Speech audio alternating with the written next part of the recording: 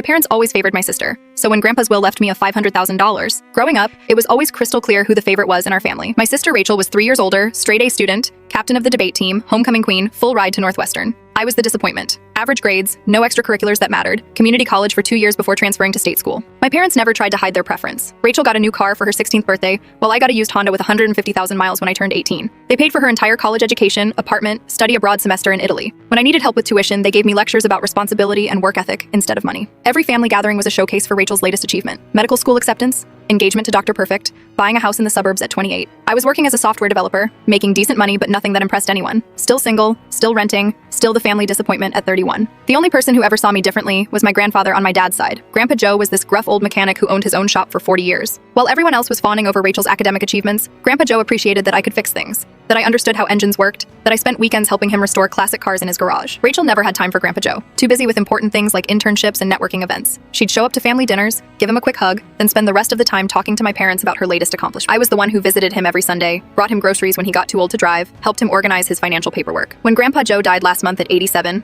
I was devastated. He was the only family member who ever made me feel valued, who saw something worthwhile in me that nobody else did. The funeral was exactly what you'd expect. My parents praising Rachel for taking time off from her surgical residency to be there, barely acknowledging that I'd been the one taking care of him for the past 2 years. The will reading was scheduled for the following week. I assumed Rachel would inherit the house and most of his savings since she was the golden child who could do no wrong. I figured I'd maybe get his tools or one of the cars we'd worked on together. Instead, the lawyer read that Grandpa Joe left Rachel exactly $1,000. Enough, the will specified, to acknowledge her as family but nothing more, since she never acknowledged me as anything more than an obligation. Everything else, the house worth $300,000, his savings account with $150,000, his life insurance policy worth $50,000, went to me. The will stated that I was the grandson who showed up, who cared, who understood the value of hard work and loyalty. The room went dead silent. My parents looked like they'd been slapped. Rachel's face went through about 5 different emotions before settling on pure rage. My mom was the first to speak, demanding to know why Grandpa Joe would do something so unfair and cruel to Rachel. The lawyer handed me a sealed letter that Grandpa Joe had written specifically for this moment. In it, he explained that he'd watched our family dynamics for 30 years, seen how my parents favored Rachel, noticed how she took their love and support for granted, while barely acknowledging his existence. He wrote that Rachel had received advantages and opportunities her whole life that I'd never gotten, and that this inheritance was his way of evening the scales. He said he was proud of the man I'd become despite being overlooked by everyone else, and that he wanted me to have the security and independence I deserved. The aftermath has been nuclear. My parents are furious, demanding I split the inheritance with Rachel. To be fair, Rachel hired a lawyer to contest the will,